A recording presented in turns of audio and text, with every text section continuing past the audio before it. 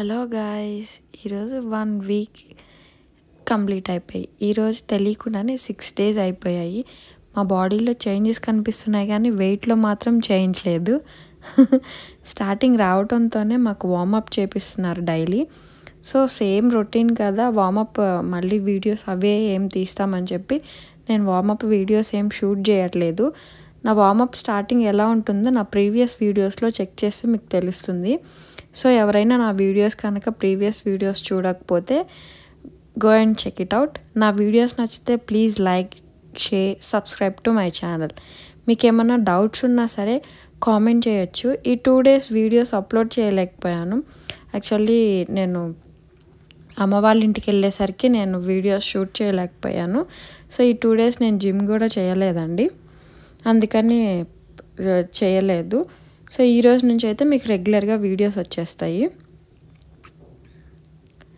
And next ఈరోజు అయితే హెవీగా వెయిట్స్ లిఫ్ట్ చేసాం.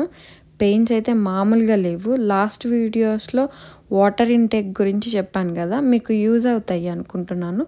సో ఆ వీడియోస్ కనుక చూడకపోతే ఒకసారి నా ప్రీవియస్ వీడియోస్ ఒకసారి చెక్ చేయండి. వాటర్ ఇంటేక్ ఏంటి, ఎలా తీసుకోవాలని చెప్పి చూపిస్తాను. కొత్తగా జిమ్ స్టార్ట్ చేస్తున్నా లేదా చాలా డేస్ తర్వాత స్టార్ట్ చేయటం వల్ల వచ్చే మజిల్ సోర్నెస్ ఎలా తగ్గించుకోవాలనేది నేను ఒక 3 టిప్స్ లాగా చెప్తాను. దాన్ని నేను ఎలా ఫాలో అయ్యానో మీరు అలా ఫాలో అవ్వచ్చు. పిచ్చ పెయిన్స్ వస్తాయి. ఇవి కామన్గా జిమ్ చేసి ఆఫ్ చేసిన, లేకపోతే కొత్తగా జిమ్ స్టార్ట్ చేసిన, లేదా ఇప్పుడు చేస్తూ ఉండి కొత్త వర్కౌట్స్లోకి దిగిన, సో మజిల్ సోర్నెస్ అనేది కామన్. మజిల్ అనేది చాలా పెయిన్స్ వచ్చేస్తాయి. అవి అయితే చాలా కామన్. సో యాక్చువల్లీ ఈ పెయిన్స్ అనేవి 10 డేస్ ఉంటాయి ఆర్ 1 వీక్ మాత్రం పక్కా ఉంటాయి. వాటిని ఎలా తగ్గించుకోవాలనేది నేను 3 టిప్స్ చెప్తాను. ఫస్ట్, ఐస్ ప్యాక్ ఉంటుంది కదా, ఐస్ ప్యాక్ని ఎక్కడైతే మనకి మజిల్ పెయిన్ వస్తుందో ఆ పెయిన్ దగ్గర కొంచెం రబ్ చేసి ఐస్ ప్యాక్, లేదా లైట్గా పెయిన్స్ ఉన్న వాళ్ళకి హాట్ ప్యాక్ అన్నా యూస్ చేయొచ్చు. ఖచ్చితంగా ఈ టిప్ యూజ్ అవుతుంది, పెయిన్ అనేది తగ్గుతుంది. మీకు లెగ్ దగ్గర అయితే లెగ్ దగ్గర, హ్యాండ్ దగ్గర అయితే హ్యాండ్ దగ్గర ఈ ice pack or hot pack పెట్టినా తగ్గిపోతుంది. సెకండ్ టిప్ వచ్చేసి లైట్గా పెయిన్స్ ఉన్న చోట మసాజ్ చేయొచ్చు. అసలు ముట్టుకుంటేనే నొప్పి వచ్చేస్తుంది, కానీ కొంతమందికి ఆ నొప్పిని కొంచెం భరిస్తూ అక్కడ లైట్గా మసాజ్ చేసినా తగ్గిపోతుంది. థర్డ్ స్టెప్ వచ్చేసి స్ట్రెచ్చింగ్స్ ఆర్ వార్మప్. లైట్గా అంటే స్ట్రెచ్చింగ్స్ చేసినా లేదా లైట్గా వార్మప్ ఎక్సర్సైజ్ చేసినా సరే ఆ మజిల్ అనేది చాలా ఫ్రీ అవుతుంది. అండ్ నెక్స్ట్ అంతా పెయిన్ అనిపించదు మీకు. జిమ్ స్టార్ట్ చేసే ముందు ఆర్ ఎక్సర్సైజ్ స్టార్ట్ చేసే ముందు లేదా వార్మప్ ఎంత ఇంపార్టెంటో ఆఫ్టర్ జిమ్ కూడా స్ట్రెచ్చింగ్స్ అనేవి చాలా ఇంపార్టెంట్.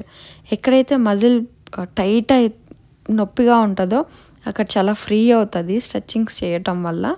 సో ఇది మాత్రం చాలా యూజ్ అవుతుందండి, తప్పకుండా చేయొచ్చు. నెక్స్ట్, పెయిన్స్ వచ్చాక జిమ్ అనేది ఆపేద్దాము, అమ్మో ఇంకా నేను చేయలేకపోతున్నాను, ఏదో తగ్గుతామని చెప్పి వెళ్తే ఇట్లా పెయిన్స్ వస్తున్నాయి ఏంటి అని ఆలోచించొద్దు. సో ఆ పెయిన్స్ కన్నా అల్టిమేట్గా మీ గోల్ ఇంపార్టెంట్ కాబట్టి పెయిన్స్ ఎక్కువ రోజులు ఉండవు, వెయిట్ లాస్ మాత్రం పక్కా జరుగుతుంది. మొత్తానికి ఈరోజు జిమ్ అయిపోయింది.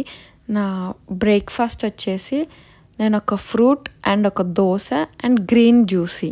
నేను లాస్ట్ టైం వీడియోస్లో చెప్పాను నేను గ్రీన్ జ్యూస్ పాలకూరతో చేసుకుంటానని. ఇదైతే నాకు చాలా ఇష్టం అండి. నేను ఎలా చేసుకుంటాను ఏంటో కూడా ఒకరోజు వీడియో పెడతాను,